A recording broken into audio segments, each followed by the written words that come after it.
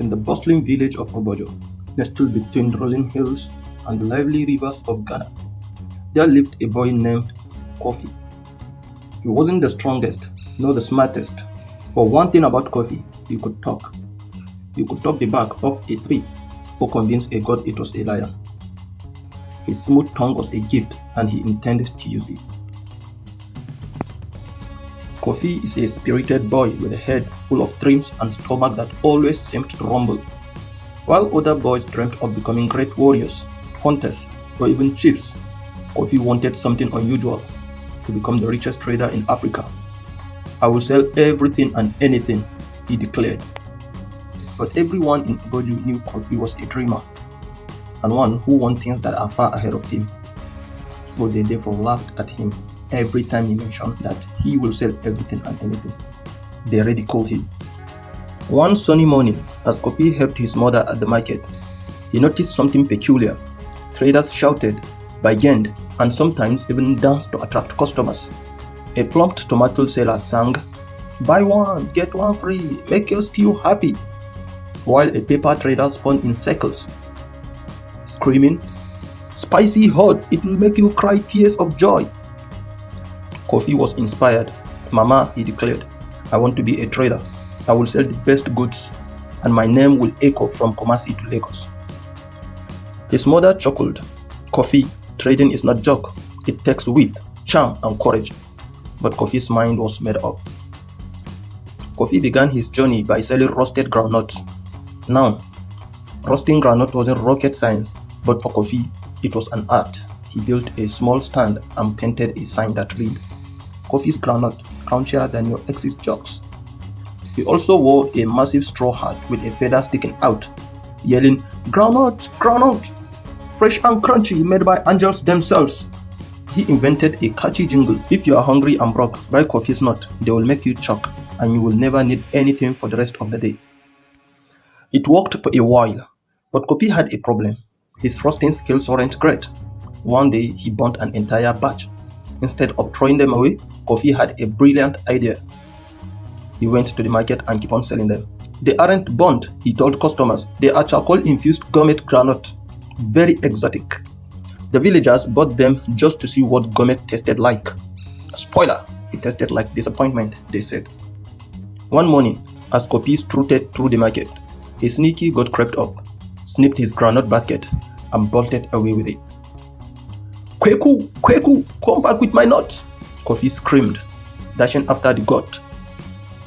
Now, this wasn't any ordinary goat. Kweku the goat was notorious for being faster than a cheetah on market day. The entire villagers paused to watch Kofi chase Kweku, yelling promises like, "I will roast you and serve you with jollof rice." Finally, after tripping into a muddy puddle and losing one slipper, Kofi caught the goat. But by then, half the nuts were gone, and the other half had goat saliva on them. Did this stop Kofi? Absolutely not.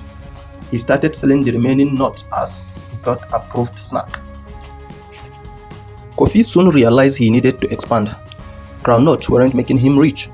Inspired by the market traders who sold everything from pots to fabrics, Kofi decided to diversify. He bought sandals from a nearby village, naming them Kofi's Premium Workers, and a slogan of "Kofi's Work Easy Special." The first day, business was booming. Everyone wanted a pair. By the second day, complaints started to pour in. The sandals were so poorly made that they fell apart after just 2 days.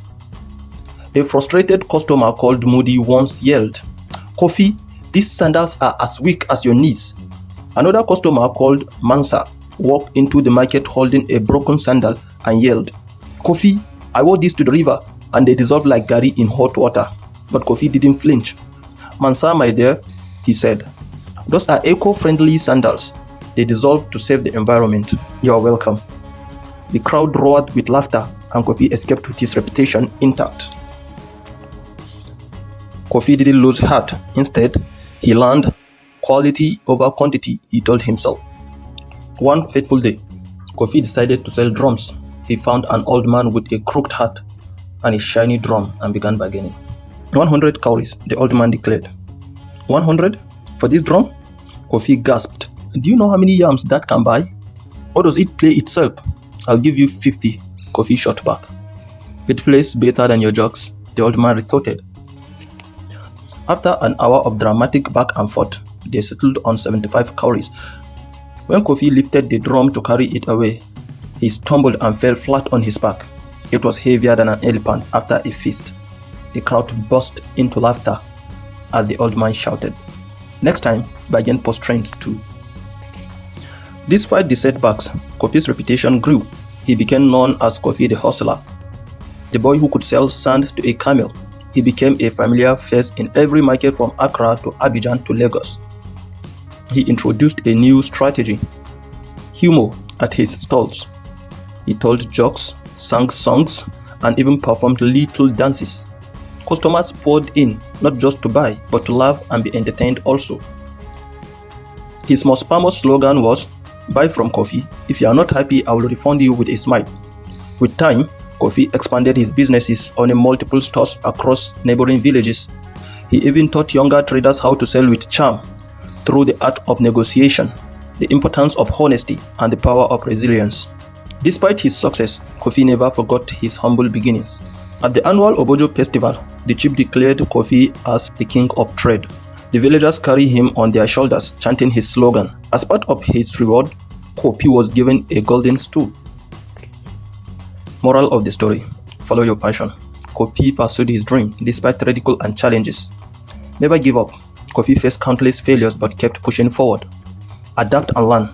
He improved his goods and strategies after every failure and changed his approach to meet people's need, i.e., he solves people's problems. Humor is a superpower. Kofi used laughter to win hearts and sell goods. Dream big. Even the most unlikely dreams can come true with determination. Stay humble. Kofi shared his knowledge, ensuring his community thrived. And so, Kofi, the boy who started with a burnt groundnut and got chassis, became a legend. To this day, traders in Obojo said, if Kofi can make it, so can you. Remember, this isn't about people of Obojo or Kofi alone.